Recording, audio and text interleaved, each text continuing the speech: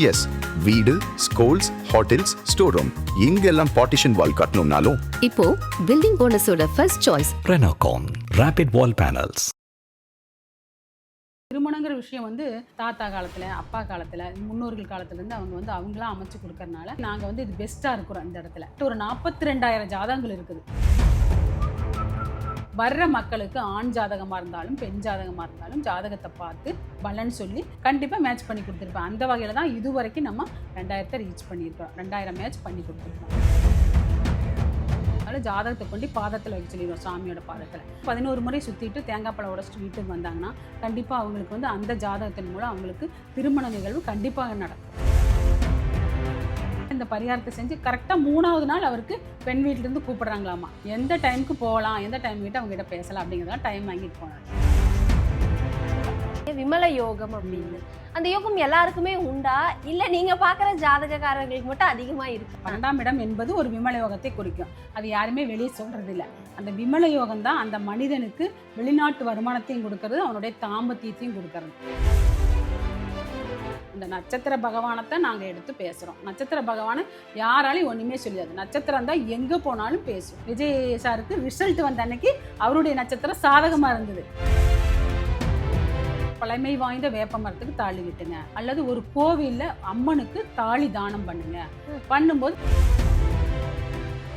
ஆதன் ஆன்மீகம் நேயர்களுக்கு ஷாம்லாவின் அன்பு கலந்த வணக்கங்கள். நம்ம ஆதன் ஆன்மீகத்துல ஆன்மீகம் சம்பந்தப்பட்ட பல கேள்விகளுக்குமே தினம்தோறும் ஒவ்வொரு வகைகளில் பதில்களை பார்த்துக்கிட்டு இருக்கோம். அந்த வகையில ஆன்மீகம் பத்தியும் ஜோதிடத்தை பத்தியும் வாஸ்துவை பத்தியும் தொடர்ந்து நிறைய பதிவுகளை நமக்காக கொடுத்துக்கிட்டு இருக்கக்கூடிய பத்மா மகாலிங்கம் அம்மா இன்னைக்கு நம்ம கூட இருந்திருக்கிறாங்க. நிறைய விஷயங்களை இன்னைக்கும் கேட்டு தெரிஞ்சுக்க போறோம். வணக்கம் அம்மா. வணக்கம். எப்படி இருக்கீங்க? நல்லா இருக்கேன். இது வரைக்கும் ஆல்மோஸ்ட் ஒரு 2000 திருமணத்துக்கு மேலேயும் பண்ணி வச்சிருக்கீங்க. திருமணம் அப்படிங்கிறத பத்தி நிறைய பேருக்கு நிறைய விதமான கேள்விகள் இப்பயும் இருந்துகிட்டு இருக்கு. இன்னைக்கு அதை பத்தி நிறைய விஷயங்கள்லாம் கேட்டு தெரிஞ்சுக்க போறோம். திருமணம் அப்படிங்கிற ஒரு பிரச்சனை இருக்கு அப்படின்னா பொதுவா நீங்க எதை வச்சு ஜாதகத்துல கணிக்கிறீங்க? அதே மாதிரி நிறைய விதத்துல இந்த 10 பொருத்தங்கள் 15 பொருத்தங்கள்லாம் சொல்றாங்க. நீங்க பார்க்கும்போது எத்தனை பொருத்தங்களை வச்சு பாக்குறீங்கம்மா? குருவாழ்க குருவே துணை. திருச்செந்தூர் முருகன் ஆசையோடு உலக மக்கள் அனைவரும் நலமுடனும் வளமுடனும் வாழ எல்லாம் வல்ல இறைவனை பிரார்த்திக்கிறேன். சரி, இப்போ நீங்கள் கேட்ட கேள்வி அருமையான கேள்வி. எங்கிட்ட வரவங்க எல்லாருமே திருமணத்துக்கு தான் வருவாங்க. ஏன்னா இந்த திருமணங்கிற விஷயம் தாத்தா காலத்தில், அப்பா காலத்தில், முன்னோர்கள் காலத்துலேருந்து அவங்க அவங்களாம் அமைச்சு கொடுக்கறனால அந்த வகையிலேயே நாங்கள் இது பெஸ்ட்டாக இருக்கிறோம். இந்த இடத்துல திருமணம் அமைச்சு கொடுக்கறதுல ஒன்றும் இல்லை. ஒருத்தவங்க ஒரு ஜாதகத்தை கொண்டு வந்தாங்கன்னா ஃபஸ்ட்டு என்னங்கிறாங்க, எனக்கு திருமணமும் அமையல, வேலையும் அமையல அப்படின்னு தான் சொல்கிறாங்க. அப்படி சொல்லும்போது அவங்களுடைய குறைகளை தீர்க்கறது தான் நம்மளுடைய வேலை. எங்கள் அப்பா சொல்லுவார், திருமணத்துக்குன்னு யார் வந்தாலும் நம்மளால் என்ன முடியுதோ அந்த ஹெல்ப்பை நம்ம பண்ணித்தான் ஆகணும் அப்படிம்பார். அந்த வகையில் எங்கிட்ட ஒரு 42,000 ஜாதகங்கள் இருக்குது இப்போ வரைக்கும். இப்போ இதுக்கு எல்லாம் காரணம் நம்ம ஆதன் மீடியா தான். சரிங்களா? இதன் மூலமாக தான் நான் பார்த்தேன், வந்தேன், உங்ககிட்ட ஜாதகம் பார்க்க வந்திருக்கேன் அப்படின்னு. அந்த ஆதன் மீடியாவுக்கு மிக மிக நன்றி. இது ஒரு தாய் வீடுன்னு கூட சொல்லிக்கலாம் எனக்கு. அப்போ அந்த 42,000 ஜாதகங்கள் இருக்குது நம்மளுக்கு நம்மக்கிட்ட பார்த்தவங்க, நம்மக்கிட்ட கொடுத்துட்டு போனது எல்லாமே நான் எல்லாமே ஃபைல் பண்ணி வச்சுக்குவேன். அந்த 42,000 ஜாதகத்தை வச்சுக்கிட்டு தான் வர்ற மக்களுக்கு ஆண் ஜாதகமாக இருந்தாலும் பெண் ஜாதகமாக இருந்தாலும் ஜாதகத்தை பார்த்து பலன் சொல்லி இருக்கிற அவங்க ஜாதகத்தை தகுந்த மாதிரி நம்மக்கிட்ட மேட்ச் இருந்ததுன்னா கண்டிப்பாக மேட்ச் பண்ணி கொடுத்துருப்பேன். அந்த வகையில் தான் இது வரைக்கும் நம்ம 2000 ரீச் பண்ணியிருக்கிறோம். 2000 மேட்ச் பண்ணி கொடுத்துருக்குறோம். இப்போ ஒரு ஜாதகத்தில் ஜாதகத்துக்கு வரலாம். ஜாதகத்தில் 7ஆம் இடம் தான் திருமணம்னு சொல்லுவாங்க. நான் 12ஆம் இடத்தை மெயினாக பார்ப்பேன். ஏன் 12ஆம் இடத்தை பார்ப்பேன்னா 12ஆம் இடம் தான் ஒரு மனிதனுக்கு தாம்பத்தியம். தூக்கமும் 12ஆம் இடம் தான். வெளிநாட்டு வருமானமும் 12ஆம் இடம் தான். செகண்ட் வருமானமும் 12ஆம் இடம் தான். 12ஆம் இடத்துல இருக்கிற ஒரு விமல யோகம். சரிங்களா? இந்த மாதிரி எல்லாம் விஷயங்களை 12ல் பார்ப்பேன் நான். அப்போ 12ஆம் இடத்தை பார்த்து அதுக்கு தகுந்த பரிகாரங்களும் பலன்களும் சொல்லும்போது அவங்களுக்கு சக்ஸஸ் பண்ணி கொடுத்துருக்கேன். அப்போ அந்த வகையில் தான் அவர் கேட்டார், எனக்கு 40 வயசு ஆகுது, நான் நிறைய ஜாதகம் பார்த்துட்டேன், நீங்கள் சொன்ன பரிகாரம் வித்தியாசமாக இருக்குது, அதனால் இந்த பரிகாரத்தை செஞ்சு கரெக்டாக 3வது நாள் அவருக்கு பெண் வீட்டிலேருந்து கூப்பிட்றாங்களாமா. அவங்க பார்த்து பெண் வீட் சைடை கூப்பிட்றாங்களாமா. நாங்கள் உங்ககிட்ட ஒப்பந்தம், அதாவது நிச்சயம் வச்சுக்கலாம் அப்படின்னு இருக்கிறோம் அப்படின்னு சொல்லி கூப்பிட்டு எனக்கு உடனே கூப்பிட்டு சொல்லிட்டு தான் எந்த டைமுக்கு போகலாம், எந்த டைம்கிட்ட அவங்ககிட்ட பேசலாம் அப்படிங்கிறதெல்லாம் டைம் வாங்கிட்டு போனார். இந்த 12ஆம் இடம் ரொம்ப ரொம்ப முக்கியம். அப்போ ஒரு சிலர் சொல்லுவாங்க 7ஆம் இடம் தான் அப்படின்னு. நான் 12ஆம் இடம் பார்ப்பேன். 3, 7, 11 இடத்தையும் பார்ப்பேன். இப்போ ஒன்றும் இல்லைங்கம்மா, இப்போ கோச்சாரத்தில் குரு வரார் கடகத்தில். இந்த கடகத்தில் இருக்கிற குரு எங்கெங்கே பார்ப்பார்னா விருச்சிகத்தை பார்ப்பார். சரிங்களா? 5ஆம் பார்வையாக விருச்சிகத்தையும், 7ஆம் பார்வையாக மகரத்தையும், 9ஆம் பார்வையாக மீனத்தையும் பார்க்குறாரு. அப்போ பொது பலன் இது என்ன சொல்லுவாங்கன்னா, இப்போ இந்த வருஷத்தில் இந்த 3 ராசிக்காரங்களுக்கு திருமணம் கண்டிப்பாக நடக்கும் அப்படின்னு சொல்லுவாங்க. ஆனால் கண்டிப்பாக நடக்காது. ஏன்னா அந்த ஜாதகத்தை ஆய்வு பண்ணி டீப்பாக போய் பார்க்கும்போது தான், ஒரு ஜாதகத்தை பார்க்கும்போது 2 மாதத்தில் கல்யாணம் நடக்குதா, 4 மாதத்தில் கல்யாணம் நடக்குதா, 6 மாதத்தில் நடக்குதா, இல்லை இந்த வருஷம் நடக்குமா, இல்லை அடுத்த வருஷம் நடக்குமா அப்படிங்கிற அக்யூரேட் டேட்டு நான் போட்டு கொடுத்துருவேன். அந்த வகையில் போட்டு கொடுக்கறனால தான் இவ்வளோ சக்ஸஸ் பண்ணி கொடுக்க முடியுது. நான் சொன்ன டேட்டில் ஒரு 30ஆம் தேதி, ஒரு 20ஆம் தேதி, ஒரு 22ஆம் தேதி இப்படி நான் டேட் போட்டேன்னா அந்த டேட்டில் பொண்ணு உங்களுக்கு பார்க்க வருவாங்க, பொண்ணு வீட்டில் பேச வருவாங்கன்னு சொன்னாங்கன்னா அதே மாதிரி நடக்கும். ஒரு பையன் கூப்பிட்டே சொன்னான் பெங்களூர்லேருந்து, நீங்கள் 22ஆம் தேதி எனக்கு பெண் வீட்டு வருவாங்க பார்க்கறக்கு அப்படின்னு சொன்னீங்க, வந்தாங்க அப்படின்னு. அந்த மாதிரி நான் போடுற டேட்டு கரெக்டாக இருக்கும், அவங்களுக்கு அது கரெக்டாக ஒர்க் அவுட் ஆகும். பேசும்போது சொல்லியிருந்தீங்க விமல யோகம் அப்படின்னு. அந்த யோகம் எல்லாருக்குமே உண்டா, இல்ல நீங்க பாக்குற ஜாதகக்காரங்களுக்கு மட்டும் அதிகமா இருக்காமா? இல்லைம்மா, விமல யோகம்னா 12ஆம் இடம் விமல யோகம். 12ஆம் இடம் என்பது ஒரு விமல யோகத்தை குறிக்கும். அது யாருமே வெளியே சொல்றது இல்லை. அந்த விமல யோகம் தான் அந்த மனிதனுக்கு வெளிநாட்டு வருமானத்தையும் கொடுக்கறது, அவனுடைய தாம்பத்தியத்தையும் கொடுக்கறது, தூக்கத்தையும் கொடுக்கறது. புரியுதுங்களா? மெயின் நான் ஃபஸ்ட்டு எடுத்துக்கிறது அது என்னென்னா தாம்பத்தியம். ஏன்னா ஒரு பையனுக்கு கல்யாணம் ஆகணும்னாலும் தாம்பத்தியம் கரெக்டாக இருக்கணும், பெண்ணுக்கு கல்யாணம் ஆகணும்னாலும் தாம்பத்தியம் கரெக்டாக இருக்கணும். அந்த 12ஆம் இடத்தை நான் ஆய்வு பண்ணுவேன். அந்த 12ஆம் இடத்தை ஆய்வு பண்ணும்போது தான் அதில் அவன் கரெக்டாக இருக்குதா, அந்த லக்னப்புள்ளி, அதில் ஒரு லக்னப்புள்ளி இருக்குது. இப்போ லக்னப்புள்ளி ஒன்றும் இல்லைங்க, விருச்சிக லக்னத்தில் கேட்டேன்னு வச்சுக்கோங்களேன். 12ல் என்ன இருக்கும்? அப்போ 12ல் சுக்கிர வீடு யார்? துலா வீடு. துலா வீட்டில் கடைசி நட்சத்திரம் என்ன இருக்கும்? அந்த விஷாகம் 3ஆம் புள்ளி இருக்கும். அந்த புள்ளியை வச்சு தான் நான் உங்களுக்கு பலன் சொல்கிறேன். இது வரைக்கும் நான் சீக்ரெட் சொல்லவே இல்லை, இன்றைக்கி தான் நான் சொல்லிட்டேன். அந்த 12ஆம் இடத்துல அந்த புள்ளி, லக்ன புள்ளியை வச்சு நான் பலன் எடுத்து கோவில் வழிபாடும் பரிகாரமும் சொல்லுவேன். பரிகாரம் பண்ணாங்கன்னா கண்டிப்பாக ஜெயிக்கும். இப்போ நீங்க சொன்ன மாதிரி இந்த 12ஆம் இடம் அப்படிங்கிறது பலமா இருந்தா சரி, சில பேருக்கு பலவீனமா இருக்கும் இல்லையா, அவங்களுக்கு நீங்க என்ன மாதிரியான தீர்வுகளை கொடுப்பீங்க? அது அந்த அதிபதி பலம் இழந்து இருந்தாலும், அதில் உட்கார்ந்துருக்கிற கிரகம் பலம் இழந்து இருந்தாலும், அங்கே இருக்கிற லக்ன புள்ளி சாரநாதன் வேலை செய்வான். அப்படின்னா லக்ன புள்ளினா நட்சத்திரம், அங்கே ஒரு கடைசி நட்சத்திரம் ஒன்று இருக்கு இல்லைங்க, அது உட்கார்ந்துருக்கிற நட்சத்திரம். லக்ன புள்ளியிலேருந்து 12ஆம் இடத்துல லக்ன புள்ளியை எடுத்து அந்த நட்சத்திர பகவானத்தை நாங்கள் எடுத்து பேசுகிறோம். நட்சத்திர பகவானை யாராலையும் ஒன்றுமே சொல்லியாது. நட்சத்திரம் தான் எங்கே போனாலும் பேசும். புரியுதுங்களா? ஒன்றும் இல்லை, விஜய் சாருக்கு ரிசல்ட் வந்த அன்னைக்கு அவருடைய நட்சத்திரம் சாதகமாக இருந்தது, கேட்டை நட்சத்திரம். அந்த மாதிரி தான் அவர் பூச நட்சத்திரம், ஆயிலையும் புதனோட நட்சத்திரம் அவருக்கு சாதகம். அப்போ அங்கே ஓடிட்டு இருந்தது கேட்டை நட்சத்திரம். அந்த மாதிரி தான் நட்சத்திரம் தான் ஒரு மனிதனை இயக்குது, நட்சத்திரம் தான் ஒரு மனிதனை உயர்வு நிலைக்கு கொண்டு வருது. இப்போ நீங்க சொல்லியிருந்தீங்க நம்ம எல்லாத்துக்குமே பிரச்சனை அப்படின்னா பரிகாரம் சொல்றோம், கோவில் வழிபாடு சொல்றோம் அப்படின்னு.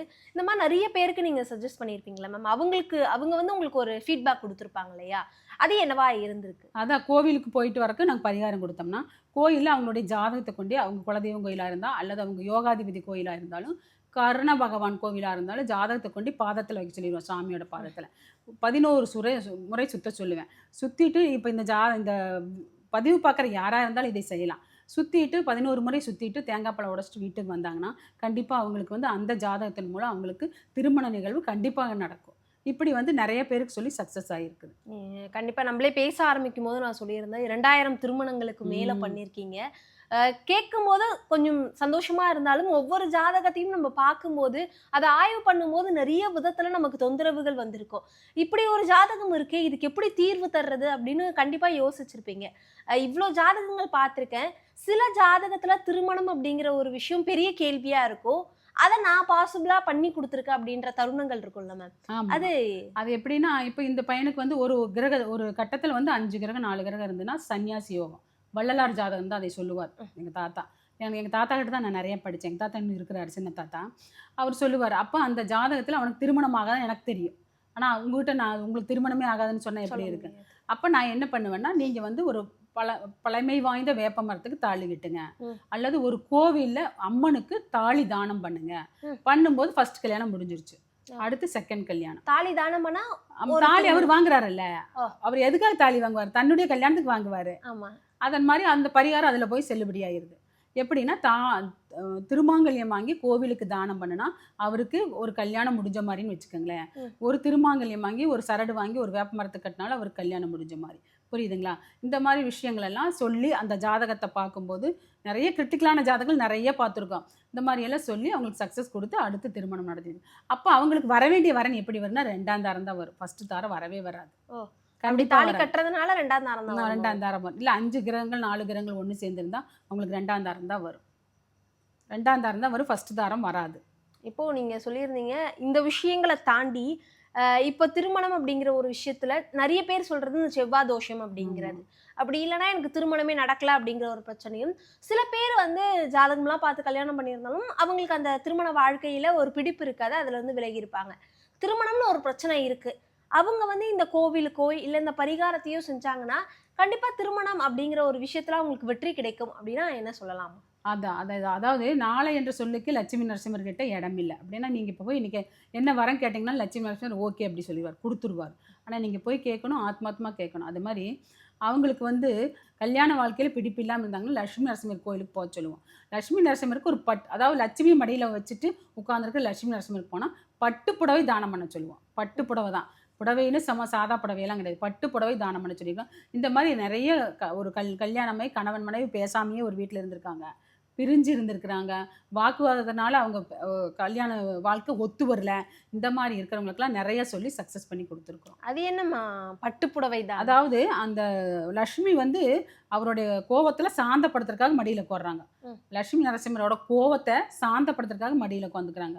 அப்போ அந்த லக்ஷ்மிக்கு நம்ம பட்டுப்புடவை வாங்கி சாத்தும் போது இப்போ ஒன்றும் இல்லை, உங்களை என்னையை எடுத்துக்கலாம், உங்களையும் கூட வேண்டாம், என்னையை எடுத்துக்கலாம். எனக்கு ஒருத்தவங்க வந்து தெரிஞ்சவங்களோ தெரியாதவங்களோ ஒரு பட்டுப்புடவை எடுத்துக்கிட்டு எனக்கு சந்தோஷமா இருப்பேன்னா சந்தோஷமா. அப்போ சாமி எவ்வளோ சந்தோஷமா இருப்பாங்க. அது அவரோட மடியில் உட்காந்துக்கும் போது அவங்களுக்கு ஒரு பட்டுப்புடவை சாத்தும் போது மிக அபரிதமான சந்தோஷப்படுவாங்க.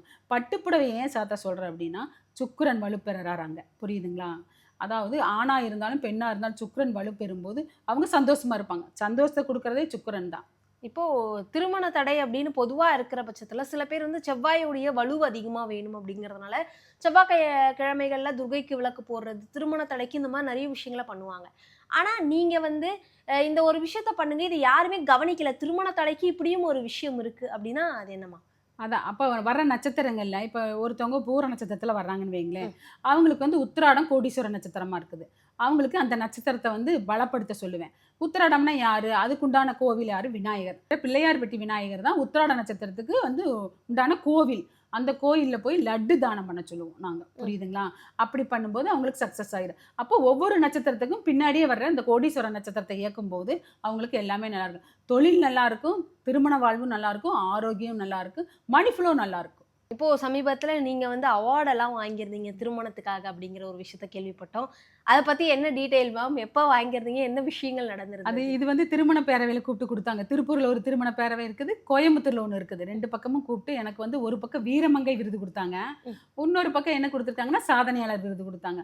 இது 2000 ஒரு லேடியாக இருந்து 2000 திருமணங்களை மேட்ச் பண்ணுறது ரொம்ப ரொம்ப சாமர்த்தியம். இதில் எத்தனையோ நீங்கள் நல்லதும் அனுபவிச்சிருப்பீங்க, கெட்டதும் அனுபவிச்சிருப்பீங்க அப்படின்னு சொல்லிட்டு எல்லாரும் கொடுத்துட்டு அவார்டு கொடுத்துட்டு எல்லாரும் பாராட்டினாங்க. அன்னைக்கு மட்டும் ஒரு 160 சால்வை வந்துச்சு எனக்கு. போத்துன சால்வை மட்டும் 160 சால்வை. அந்த மாதிரி நிறைய பாராட்டு பண்ணினாங்க. இருந்தாலும் அதில் உள்ள இருக்கிற சூட்சமங்கள் நிறைய நான் அனுபவிச்சிருக்கிறேன். நல்லதும் இருக்குது, கெட்டதும் இருக்குது. அதனால யார் வந்தாலும் நம்மகிட்ட ஜாதகம் பார்க்க வந்தாலும் ஜெராக்ஸ் கொண்டு வாங்க. ஜெராக்ஸ் இருந்துச்சுன்னா உங்களுக்கு மேட்ச் பண்ணுறது எனக்கு ஈஸியாக இருக்கும், புரியுதுங்களா? அதனால் நம்ம ஆஃபீஸ்க்கு யார் வந்தாலும் ஜெராக்ஸ் கொண்டு வாங்க. உங்களுடைய ஜாதகத்தை ஜெராக்ஸாக கொண்டு வந்துட்டிங்கன்னா நான் உங்களுக்கு மேட்ச் பண்ணி தரதில் எந்த இடையூறும் இருக்காது. இப்போ date of birth, time of birth, place of birth கொடுத்தாங்கன்னா நம்ம பிரிண்ட் போட்டு எடுத்து அது ஒரு வேலையாக இருக்குது. அது நம்ம ஆஃபீஸில் இருக்கிற பசங்கள்லாம் வேலை செய்ய மாட்டேங்கிறாங்க. அதனால் ஜெராக்ஸ் யார் வந்தாலும் ஜாதகம் பார்க்க வரவங்க ஜெராக்ஸ் கொண்டு வந்துட்டாங்கன்னா உங்களுக்கு பார்த்துடலாம். இப்போ சமீபத்தில் கிளாஸ் எல்லாம் எடுத்துக்கிட்டு இருக்கீங்கன்னு கேள்விப்படுறோம். நம்மளுடைய நேயர்களுமே வந்து சேர்ந்து பயன்பெறணும்னு நினைக்கிறாங்க. அவங்க எப்படி பயன்பெறது, என்ன கிளாஸ் எடுக்கிறீங்க? போன டைம் நம்ம தமிழம்மா பேசுனதுலேயும் நிறைய கிளாஸில் ஜாயின் ஆனாங்க. அதே மாதிரி தான் கிளாஸ் இப்போ எடுத்துகிட்டு இருக்கிறோம். 6 நாள் கிளாஸ் தான் ஜோதிட கிளாஸ் நம்மளுது. ஒரு நாளைக்கு 2 பாவம் நடத்திடுவோம். மொத்தம் 12 பாவம் தான் இருக்குது. ஒரு ஜாதக கட்டத்தில் மொத்தம் 12 பாவம் தான் இருக்குது. அதில் வந்து ஒரு நாளைக்கு 2 பாவம் எடுத்துருவோம். அப்போ 6 நாள் தான் கிளாஸு. 6 நாள் கிளாஸ் முடிச்சுட்டு நிறைய பேர் ஜோதிடம் ஆஃபீஸே போட்டுட்டு அப்பப்போ நம்மகிட்ட கால் பண்ணி பேசுவாங்க. இன்றைக்கி இத்தனை கிளைண்ட் வந்தாங்க, இத்தனை சந்தோஷப்பட்டாங்க, இந்த மாதிரி நான் சொன்னேன் சந்தோஷப்பட்டாங்க அப்படின்னு. ஒன்றும் இல்லை, ஒரு குழந்தை பேருக்கு நான் சுவாதி நட்சத்திரத்தில் தாம்பத்தியம் வச்சுக்கிட்டால் அந்த கரு உருவாகும். மாதத்தில் ஒரு தடவை வர்ற சுவாதி நட்சத்திரத்தில் கடைசி பாதத்தில் இந்த மாதிரி தாம்பத்தியம் வச்சுக்கோங்கன்னு ஒரு ஸ்டூடெண்ட், எல்லா ஸ்டூடெண்ட்டுக்கும் சொல்லிக் கொடுக்குறது, ஒருத்தருக்கு மட்டும் சொல்ல மாட்டேன், எல்லா ஸ்டூடெண்ட்டுக்கும் சொல்லித்தர்றான். அப்போ அதில் ஒரு 2-3 ஸ்டூடெண்ட் சொன்னாங்களாமா, அவங்ககிட்ட வந்த கிளைண்ட்டு சொன்னாங்களாமா, ஆமாம் இது எங்களுக்கு இப்போ சக்ஸஸ் ஆயிடுச்சு அப்படின்னு அவங்களுக்கு ஃபோன் பண்ணி சொன்னாங்க. அதுவே எனக்கு ரொம்ப மகிழ்ச்சியாக இருந்தது, ரொம்ப ரொம்ப மகிழ்ச்சியாக இருந்தது. அந்த மாதிரி 6 பாவத்தை 12 கட்டங்களை 6 நாளில் எடுத்துருவேன். ஒரு நாளைக்கு 2 பாவம் வீதம் எடுத்து 6 நாளில் கண்டிப்பாக அவங்கள ஒரு ஜோதிடர் ஆக்கியிருக்கேன். நிறைய இப்போ வந்து 1-to-1 கிளாஸ் வந்து வெளிநாட்டு மாணவர்கள் படிச்சுட்டு இருக்காங்க. லண்டன், ஆஸ்திரேலியா, மலேசியா இந்த மாதிரி மாணவர்கள், சிங்கப்பூர் இந்த மாதிரி மாணவர்கள் எல்லாம் படிச்சுட்டு இருக்கிறாங்க. 1-to-1 கிளாஸ் அப்படின்னா அந்த ஒருத்தருக்கு மட்டும் கிளாஸ் எடுக்குது 1 hour. அப்புறம் அடுத்து இன்னொருத்தவங்களுக்கு 1 hour எடுக்கிறது. இந்த 1-to-1 கிளாஸும் நடந்துட்டு இருக்குது நம்மகிட்ட. யாருக்கெல்லாம் ஜோதிடம் கற்றுக்கணும்னு விருப்பம் இருக்குதோ அவங்க வந்து கற்றுக்கிட்டாங்கன்னா கண்டிப்பாக அவங்க ஜோதிடம் தெரிஞ்சாலும் பயப்படுவாங்க பலன் சொல்கிறதுக்கு. அந்த மாதிரி பயத்தை எல்லாம் போக்கி நீங்களும் ஒரு ஜோதிடராக நான் உருவாக்கி தருவேன். இதுதான் நம்ம கான்செப்ட். கண்டிப்பாம்மா, நிறைய விஷயங்களை பகிர்ந்துக்கிட்டீங்க. மிக்க நன்றி. நன்றிம்மா, நல்லதே நடக்கும்.